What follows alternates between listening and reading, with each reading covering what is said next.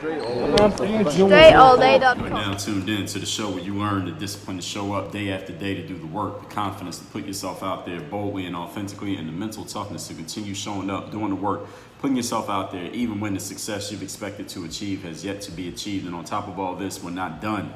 You're going to get a huge dose of personal initiative. What is that? That is the go-getter energy that moves all of us, especially yourself, to go and make things happen instead of waiting for things to happen. And then we put all this together into one framework, one approach. Every day we're giving you a new masterclass and a new mindset, a new way of looking at things. I'm going to give you some different ways of looking at things that you may think that you already have understood and digested. That's the very reason that this show exists. All of this is all under one umbrella. We got books, we got this show, we got courses, we got programs, we got all kinds of things going on. This is all called Work on Your Game.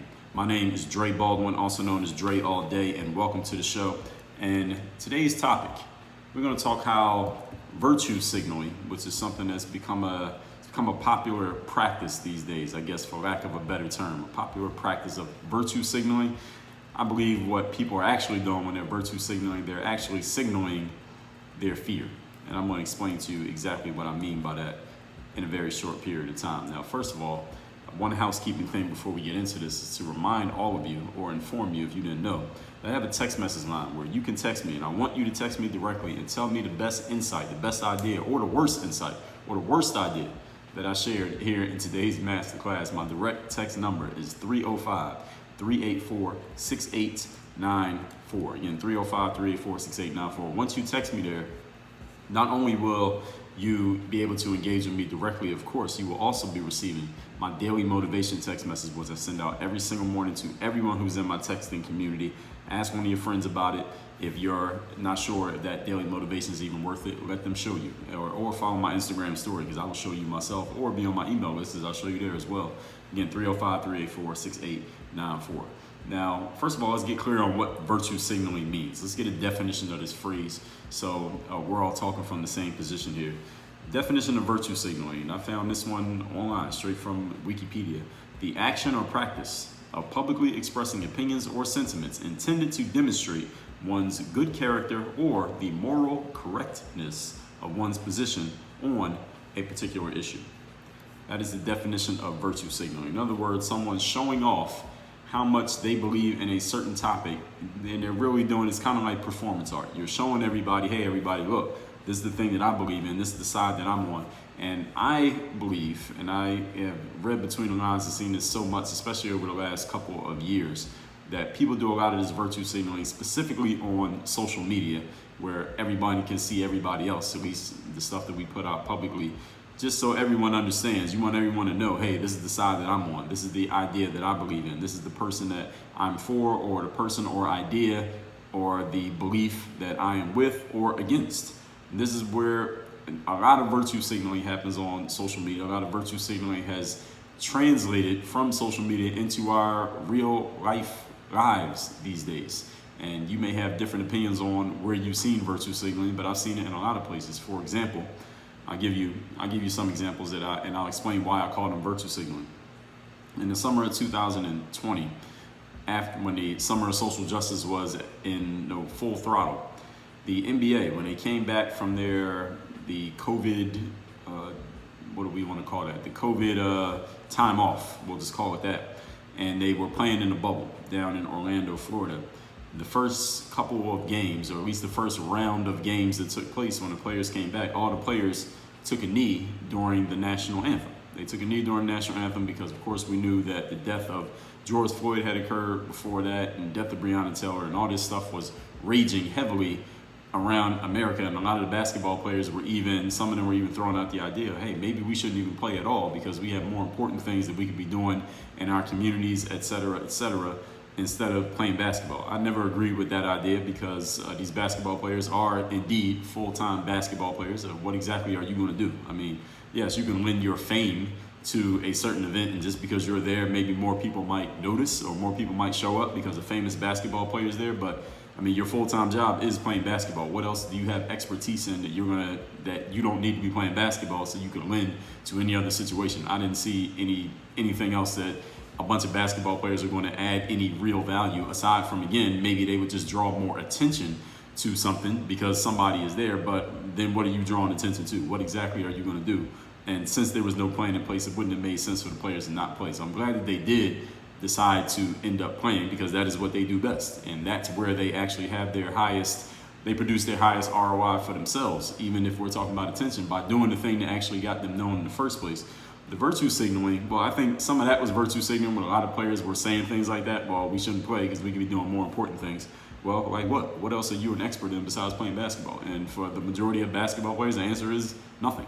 And listen, you're listening to a former professional athlete here, so I'm qualified to make these statements, and nobody can, be mad at me for saying them. Actually, people will be mad at me for saying it anyway, but I'm kind of defending myself by saying I am a professional athlete, and I knew a whole lot of professional athletes, and most of them were only good at playing a sport, which is fine. Sometimes in life, you only got to hit the lottery one time.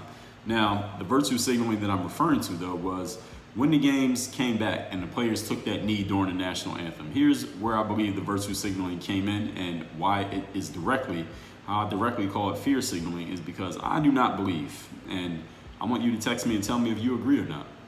I don't believe that every single NBA player who was taking a knee during the national anthem wanted to take a knee during the national anthem.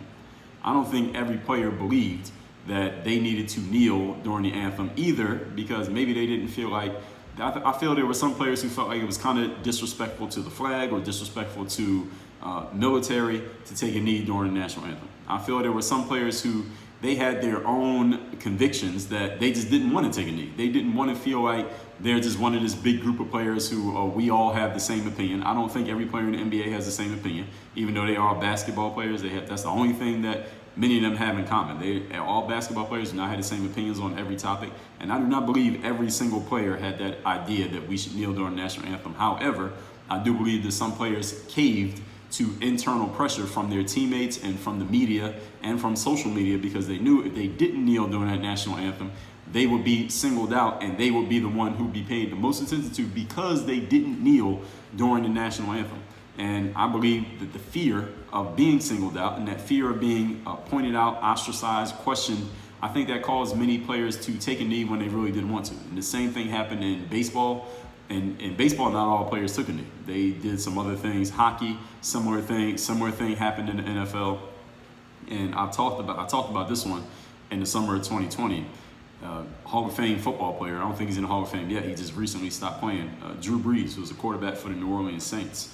That was one of the most egregious things that happened. Is Drew Brees got interviewed shortly after George Floyd had been killed, and he was asked. The conversation wasn't even about social justice, but someone asked him because it was a hot topic. Drew, are you going to take a knee during the national anthem in the upcoming season? And Drew Brees said, his paraphrasing, he said, no, I'm not going to take a knee because I have family members who served in the military, and I feel it's a sign of respect to stand during the national anthem to show respect to those family members of mine who have served in the military. I think that's a completely reasonable response and a completely reasonable reason to stand during the national anthem. And there's also a reasonable reason to just say, well, this is what we do. We stand during the national anthem to show respect to the country. Why not do that? I mean, as I said in a recent episode where I told you that why America is great right now, that was episode number 1938. I told you, if America is poor enough that you don't want to show respect to it, I mean, why aren't you making plans to leave? I mean, a good enough reason to stand during the national anthem is I live here. I'm just showing respect to the place that I live. Why not? But anyway, Drew Brees said that, and the next day, a whole bunch of woke social justice warriors on social media and even his own colleagues in the NFL and people on ESPN all over the place just attacked Drew Brees. They just set the piranhas on Drew Brees and attacked him for saying that he would stand during the national anthem, which is crazy. All he was saying, I'm going to stand during the national anthem, which all of us have been doing for the last 30, 40, however long you've been alive, 20 years. It was only in the last year and a half that all of a sudden it became cool to not stand during the national anthem, and it became a point that people wanted to make, a virtue signal for a bunch of people to not stand during the national anthem when you've been doing it 95 to 99% of your life. And Drew Brees ended up having to apologize for saying that he was going to stand during the national anthem. He got attacked by a whole bunch of people for saying he was going to stand during the anthem. And Drew ended up having to virtue signal by telling people that he was wrong for not, being informed or having the information, whatever the hell that means. There was nothing he was uninformed about. He knew exactly what was going on. He was just at first he was just speaking his mind, whatever he actually believed. And when he was initially asked the question during the interview, then he became a fearful person. His fear got revealed because he was being attacked by everybody for saying that he was going to stand during the national anthem. And I understand he ended up capitulating and backtracking on his comments, and everyone attacking him, they were virtue signaling. People basically leveraged Drew Brees to show their own virtue by attacking him for saying that he was going to stand during the national anthem. And there were many other examples here. That's just one that I'm thinking of right now, just to give you an illustration of what I mean when I say virtue signaling.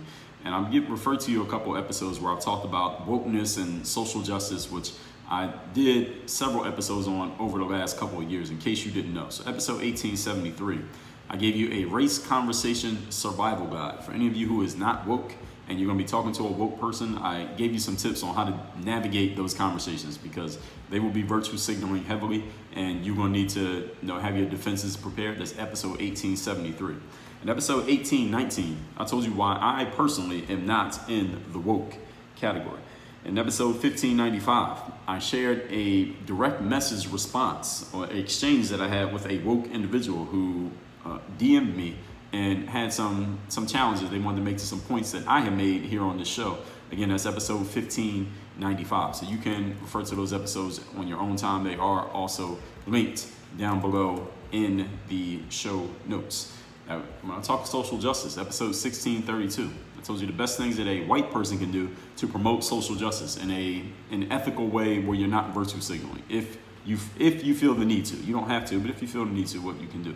In episode 1630, I told you how some white social justice warriors, who I guess have appointed themselves as saviors of black people, how they're actually sending black people backwards, aided by black people who are actually applauding them for doing so. That's episode 1630. And in episode 1618, I took black people to task and said, if you want to follow or support the social justice movement, quote unquote, and I always use air quotes when I say the social justice movement because it's not actually going anywhere. But if you want to support it, here's what you could actually do with that energy instead of virtue signaling, which we're going to talk about here today. That was episode 1618. So all that said, let's get into our points here today. The topic, once again, is virtue signaling is actually a sign of fear signaling. Number one, your true inner freedom has an inverse relationship with how many people's approval you need. Let me say that one more time. And let me say it one more time, then I'll tell you something else. Your true inner freedom, how free you actually are in your life, is inversely related to how many people's approval you need on a day-to-day basis. If you need approval from a person who needs the approval of 10 people and a person who needs the approval of one person, the person who needs approval of 10 is 10 times less free. You are only 10% as free as the person who only needs the approval of one person. And the truly free person is the person who doesn't need anyone's approval, at least when it comes to your inner world, your inner psyche. In episode number 1534, I told you what to do when your freedom of speech isn't free anymore. When you have a whole lot of people moralizing and virtue signaling and attacking you for having a certain perspective or a certain way of thinking, or not going along with what they want you to think. I told you how to handle those people. In episode 1925, I told you to do your homework. Get your own information. That you cannot trust information that's coming from anyone out there these days, even myself. Even though on this show, I give you things that are, what I try to give you here is more perspective than necessarily information. Information you can get on Google anytime that you want to. What I try to do is take information and digest it and explain it in a logical, methodical way that you can understand why it makes sense to me, and you can choose for yourself whether or not it makes sense to you. And I've always been clear about that. This show is not a prescription telling you how you need to think or how you need to live. I'm going to explain things to you, and you decide for yourself how you're going to think and how you're going to live. But here on point number one, I'm telling you there's nothing wrong with you wanting people to like you, of course. And there's nothing wrong with wanting people to agree with your point of view. I mean, who doesn't? I mean, you can't sell a product or get a job or get a date if nobody likes you and nobody agrees with your point of view. However, when you're virtue signaling and making a display of your morality to show off for the crowd, what you're also doing is implicitly asking the crowd to approve of you. And if you need other people to approve of your opinion, is it really your opinion? That's a question that you should ask yourself. Do you really have an opinion if you need other people to approve of it? See, the thing about opinions is everybody has them. And we all have myriad opinions on different topics, and we can change our opinions as we see fit. But if you need other people to agree with your opinion, and you're putting your opinion out there, just to see or just to show other people, hey, I got the same opinion as you, or hey, I'm on the right side of this conversation, or I'm going to go down as being on the quote unquote right side of history, whatever the hell that means, actually means nothing. That is virtue signaling. You're signaling your fear because you're afraid of having the opposite opinion. You're afraid of not letting people know that you see things the same way that they see them. This is a signal of fear. You may believe that you're showing off your virtue, and hey, maybe you are. Virtue is, I guess we can say, is in the eyes of the beholder. So I guess you are virtue signaling, but at the same time, you're fear signaling because you want other people to know that you have the same opinion as them, or you have the right opinion, or you're seeing things the same way that they're seeing them. My perspective is if everyone has the same opinion, then nobody really has an opinion. If everyone's thinking the same way, nobody's actually thinking. And if you look at your peer group, I don't care if that's a peer group on social media, if you want to call those people your peers, people that you know in person, everyone in the room has the same opinion, then I think there are some fearful people in the room. I think there may be some people in the room who that really is their opinion. But what happens in life, and this is just a law of human nature, Robert Greene has a book called The Laws of Human Nature where he talks about this specifically, that strong personalities, that human beings will always gravitate towards strong personalities. And a strong personality can influence other people to share the same opinion as the strong personality has, even if the other people in the room don't actually have that opinion. They don't actually think that way. Maybe never even thought about the topic, but they will go along to get along because that strong personality they have social power. There's social proof in them having that strong personality, and they carry some social currency. And human beings, being that we are social creatures, one of the things that we fear the most is being ostracized from our peer group. And to avoid being ostracized from our peer group, we will go along to get along, i.e., we will virtue signal to show that we believe the same thing that the group believes, just so we can stay part of the group, even if we don't actually agree. And any of you who is in the public space, or you're seen publicly, and you put ideas out there like what I'm talking about right now, you know as well as I do. When you look at your private messages and the private conversations that you have, not the things people say to you publicly where everybody can see it, but the private conversations you have, you know that there are a lot of people who do not agree with a lot of the virtue signaling that's going on. However, they may not feel that they're in the position to say so out loud, such as somebody like myself, or maybe like somebody like yourself feels like they're in the position to do. So understand that if you're one of those people who you've been quiet publicly, but you know privately you don't agree with all the virtue signaling shit, I understand. And I understand that you may not feel that you're going to appoint yourself as one to start talking about it publicly is okay. So you got people like me and many others in this position. Point number 2. Today's topic, once again, is virtue signaling equals fear signaling. Most people are sheep. I talked about this in episode 1696, how to think for yourself and avoid becoming a sheep. So I describe how people become sheep, and I tell you how to not become a sheep, because sheep become wool, they become fur coats, wool coats for other people, and they become food for the foxes. When I say that most people are sheep, what I mean is many people will follow what is popular or accepted in their environment amongst their peer group, as I just talked about, and then they will make a show of doing so, especially these days. See, it didn't used to be like this. It used to be maybe you had the same opinion as a bunch of other people, but nobody even knew that you had that same opinion, unless you were directly asked about it and it became an explicit expression that you were making.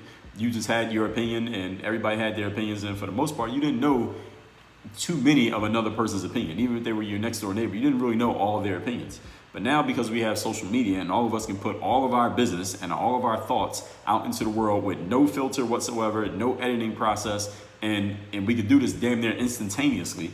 Because now we have social media, now all of us can let everybody in the world know how we think and how we feel.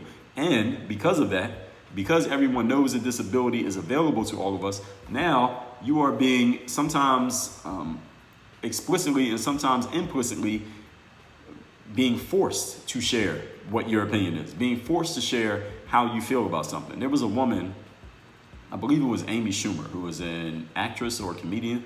She had posted something, this is maybe a year, 2 years ago, and she was talking about how she was completely in complete disagreement with the Trump administration as the president, the Trump president. This is when Trump was still president. And I don't remember every single word that she said, but I remember the idea that she was putting across. So I'm paraphrasing her. And she was talking about how Trump is so bad and how this administration is so terrible and racist and bigoted and all the negative things people say about Trump. I don't have to rehash them. And then there was one sentence in her post. This is on Instagram that she posted. There's one sentence in her caption that I always remember. And she said, "If you are not speaking out against it, then how are you not complicit?" That was the phrase that she said. She said, again, I'm going to say it again. She said, if you are not speaking out against this thing that she has deemed wrong, how are you not complicit? In other words, she was letting you know that if you do not signal an idea that is similar to her idea, then that means you are by default incorrect because you are not speaking out in the same way that she has chosen to speak out. So she's already decided for you that you must agree with her, and that here are things that you must do to prove that you also don't agree. And if you don't do these things, then you're complicit, which means, the way she was implying, that you're wrong.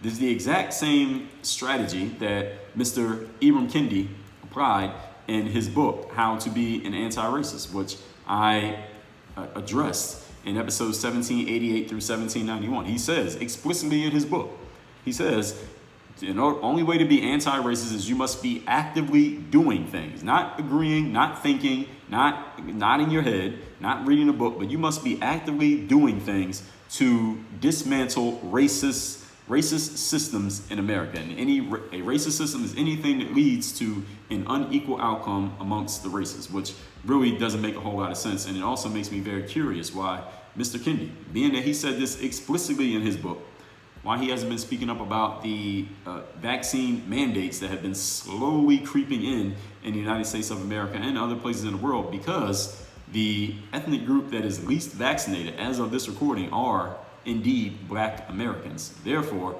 if vaccine mandates do come out, then the group that will have the most unequal, so to speak, outcome will be Black people. The group that will most be shut out of society and participating in society will be Black people, indeed, because Black people are the least vaccinated group out there. So why, Mr. Kendi, this fits perfectly his equation for what racism is. He hasn't been saying anything about this. And I'll let you draw your own conclusions as to why that is. Maybe we will address it at some point, or hopefully maybe he speaks up.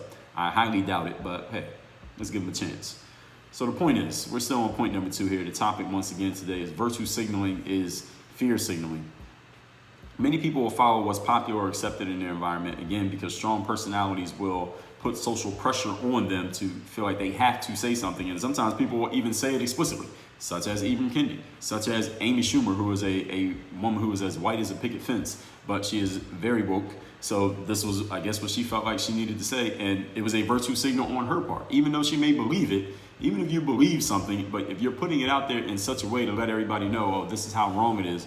Let me tell you how my morals are so much higher than these other people who are clearly wrong. And let me tell you how you must go along with me. That is a form of virtue signaling. And people will follow this so they can be accepted and or left alone.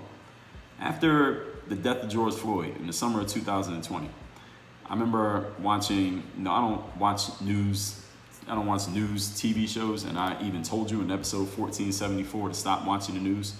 I do follow sports though, and a lot of accounts that I follow on Twitter specifically is where I'll get my news from, really. And even on the ESPN app, I see these sports commentators. Everybody's talking about the Floyd death and social justice and Black people's plight in America. And even the sports networks are talking about this. And I saw a TV sports analyst on TV crying not over the death of George Floyd. They weren't crying for George Floyd. They were crying because, and again, these conversations explicitly happened. Some of you may remember them. They were just talking about how, because of the death of George Floyd, this conversation about how life is for Black people in America just became front and center. So then they were expressing, oh, now I have more conversations with my friends, or white people were saying I have more conversations with Black people, and I had to shut up and listen and learn and educate myself on how things are for Black people in America. And these white guys, there were white guys and Black guys, this happened, on ESPN crying over how terrible it is for Black people, because they were just now realizing it, because now we're having this moment where everyone's really thinking about it now. And there was one story where I believe it was Ryan Clark. Actually, I know. This guy named Ryan Clark, who used to play in the NFL. He played for the Pittsburgh Steelers, at least as much as I remember him. And he's telling the story of how his son, who was a college football player at the time, and he was out of state, wherever his son plays at. And his son was in that town, and his son was walked up to a drive-through window to try to get some food, and the drive-through worker told him and his friends, this is Ryan Clark's son, who's like 18, 19 years old, black kid. He tells him, well, we can't serve you because you're not in the car. So the kids walk up to a woman who was in a car at the drive-thru and ask her, hey, can you buy us some food? We'll give you the money. The woman said, this is a white woman. The woman said, no, I'm not gonna buy you any food. All fine and good. She doesn't have to. She didn't want to. She didn't. All right, fine.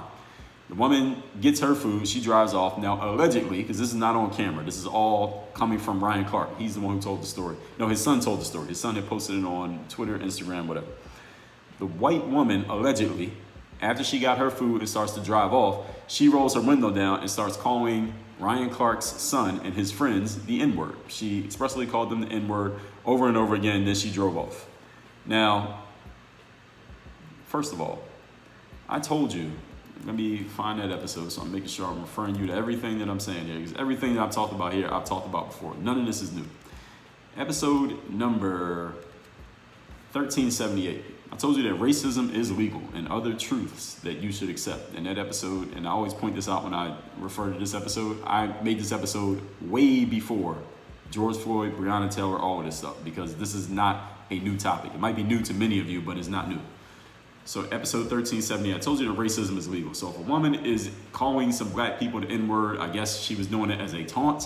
Maybe she really does hate black people. Maybe she is racist. Who knows if this even happened? But let's just assume that Ryan Clark's son was telling the truth and she called him and his friends racist, all right, because she hates black people.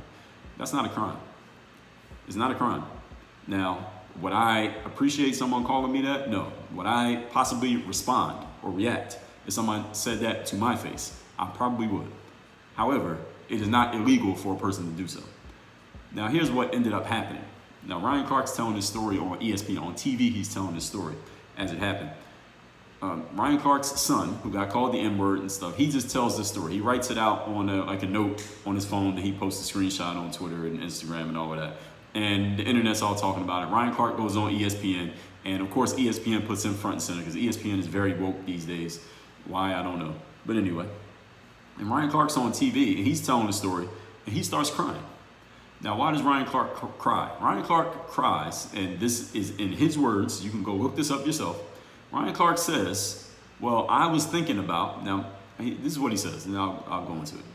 He says, what if that woman had called the cops on my son and his friends? And then what if the cop had shown up? And then what if the cop had gotten into an altercation with my son and his friends? And then what if the cop in that altercation with my son and his friends had pulled out his gun and killed my kid and his friends? And Ryan Clark starts crying over this hypothetical. Now, I want you to think about this. How many hypothetical jumps in logic did Ryan Clark have to make in order to get to this end point, this hypothetical end point of his kids getting killed by a cop, when there was no cop involved, the police were never called, there was no altercation, and nobody got killed? Only thing that happened was this white woman, again, we're taking his son at his word, that the white woman called them the N-word and drove off. That's all that happened. She didn't call the cops. Nobody called the cops didn't come. There was no altercation. There was no conversation. The gun never came out. Nobody got shot. He's crying over the fact that this could have happened. It's 4 hypothetical things would have had to happen in order for it to get to that point. He's on TV crying about that possibility. Now, this means one of 2 things to me. Either, A, Ryan Clark needs a therapist, and he needs to really learn how to control his emotions and pick his nuts back up wherever he left them. Or B, he was heavily virtue signaling because he works for ESPN and he knew this would get him a whole lot of buzz and attention in the moment, because that was the tone of the moment. Is one or the other. It could be somewhere in between. You can text me and you can let me know. But that's the way that I saw it. I remember seeing that and I'm like, wait, what the hell is he crying about? That nothing even happened. I read the story that his son posted. I'm like, wait a minute. The woman called him the N-word and drove off. That's all that happened. All right, the cops were not involved in this situation. So he's crying because the cop could have came and could have argued and could have pulled out his gun and could have killed his kid. Well, you'd be crying all day. If those are the things you cry over, you could be crying all day about anything that could possibly happen. But this is what was going on in the summer of 2020. And there was a white guy named Kirk Herbstreit. He's crying because he was talking about how he started talking to black kids and how he learned more, how he got educated on how things are for black people in America, and how when a black guy gets pulled over by a cop in his car, he has to put his hands on 10 and 2 on the steering wheel. And at the moment that Kirk Herbstreit said that, he broke down and started crying. And I'm like, wait, what the hell is going on here?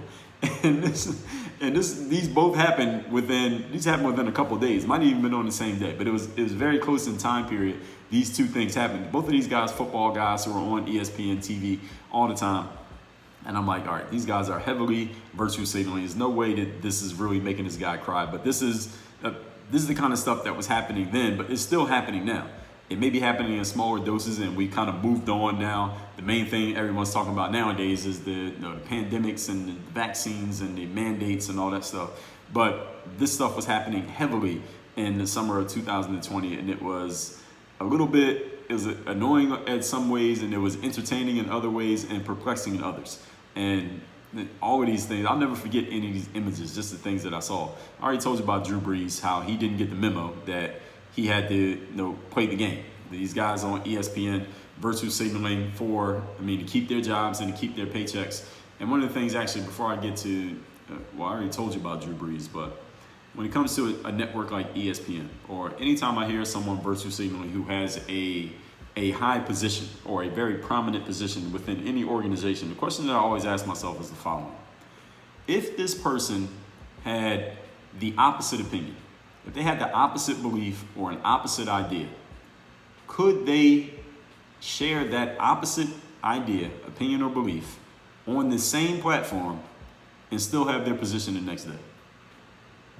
And usually my answer, and I think any of you who's listening to this or watching this, I don't care whether you agree or disagree with anything that I've said here today, I think all of us can agree that the answer is hell no. Could Ryan Clark have gone on ESPN and said, well, look, the woman called my kids the N-word, but look, racism is not a crime. Of course, racism is not good. Of course, no black person wants to be called the N-word in a negative way, in a negative tone by a white person. But I told my son, toughen up, get some balls. You don't need to be posting that on social media. What do you want? You want a cookie? What do you want? You want people to come and make you feel better? You want sympathy just because somebody calls you the N-word? People are going to call you way worse than that through the rest of your life, son. You're only 18 years old. Keep living. It's going to get worse. But stop being a pussy and just keep living your life. You don't need to post that on social media. Who cares? Now, if he had done that, would Ryan Clark still be showing up on TV the next week? Probably not. If ESPN invited me on the show and asked me about all the wokeness and the social justice movement, and I said, well, I told you all in episode 1378 on my podcast that racism is legal and there are a lot of other harsh truths about life that people just need to accept, would they invite me on a TV show again? Probably not. And the point is this, and I'm not saying that they need to. I'm not saying that makes me more right than them or smarter than them because I have a different opinion. The point that I'm making is the following. When you hear someone going really hard on a certain perspective or a certain opinion or a very strong side of an opinion, and you ask yourself, could they have the opposite opinion and still express it on the same platform? The answer is no. Then you got to question whether or not they really believe what they're saying in the first place, because they don't have the freedom to say anything. See, these guys on ESPN, they don't have the freedom to say anything that they want to say. You can only have one perspective on that network, and there are many platforms out here. I'm just using ESPN as an example here because that's what I was following, that's what I know about.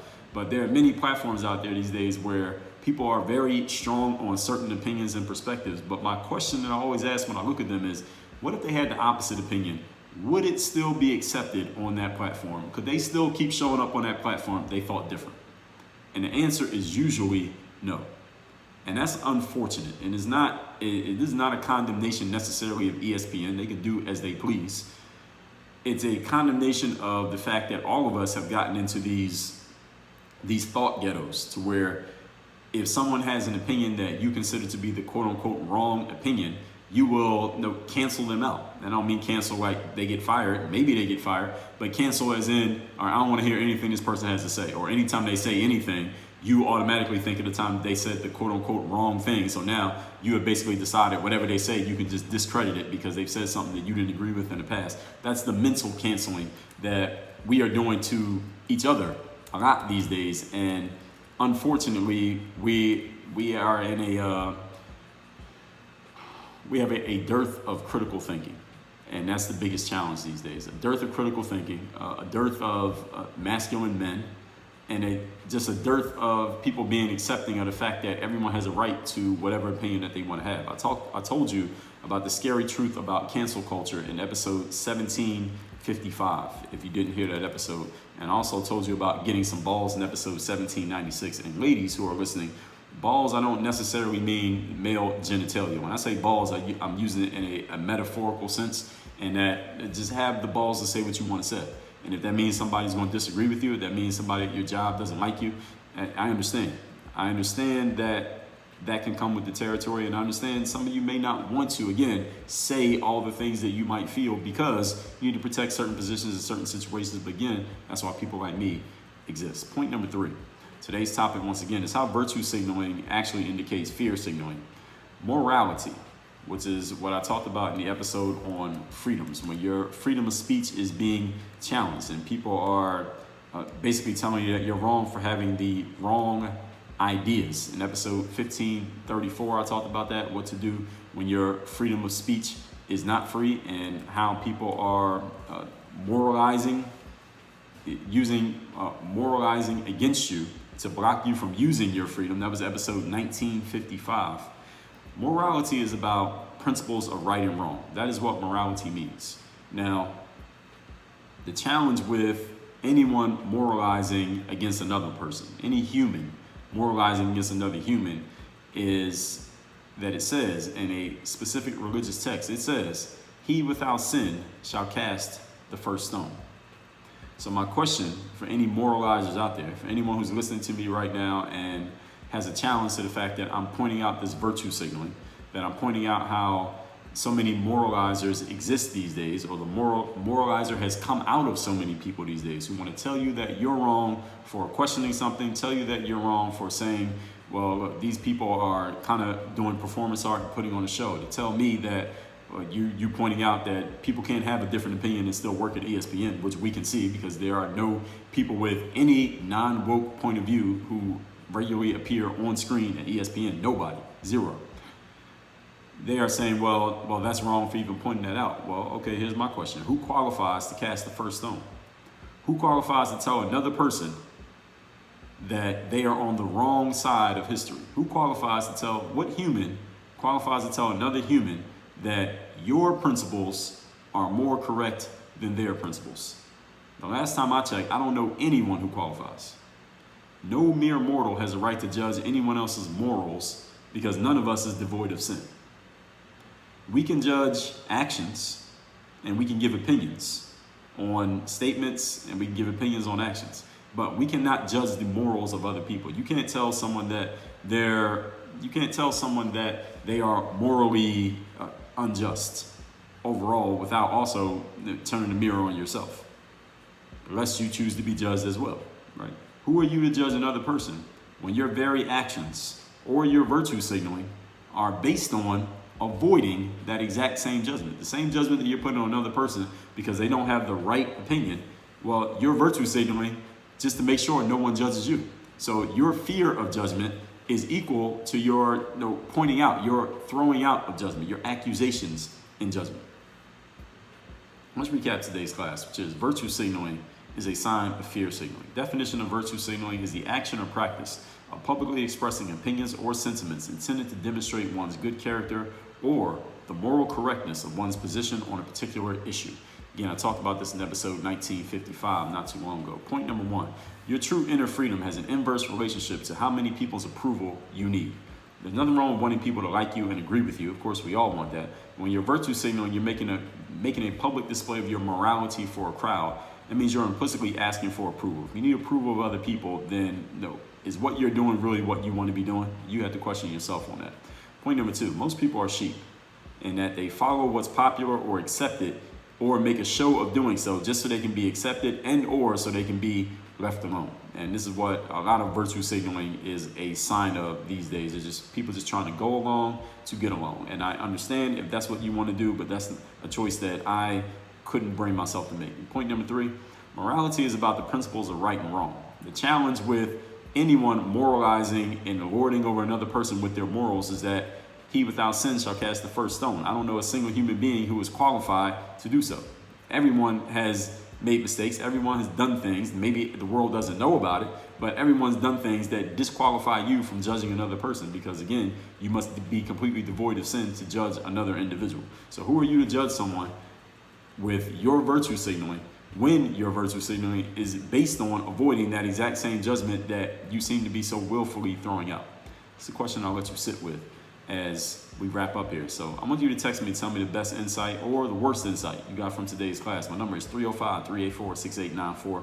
And anyone who is looking for someone who can help hold you accountable, maybe help you with some of these critical thinking skills, and make sure that you are taking your game, your inner game and your outer game, to its highest possible level, you may be a great candidate for my 3rd-day mastermind. It is the only place that I offer direct one-on-one coaching. Only way to get in there is to hop on a Zoom call with me first, so I can find out where you're at, where you want to go, and how I can possibly help you get there. The way you sign up for that is to go to the link down below in the description. It is Work on Your Game University. All you do is click on the button that says join the mastermind. You'll fill out a quick form. You'll schedule a Zoom call with me, and we'll go from there. Work on your game. Dre, all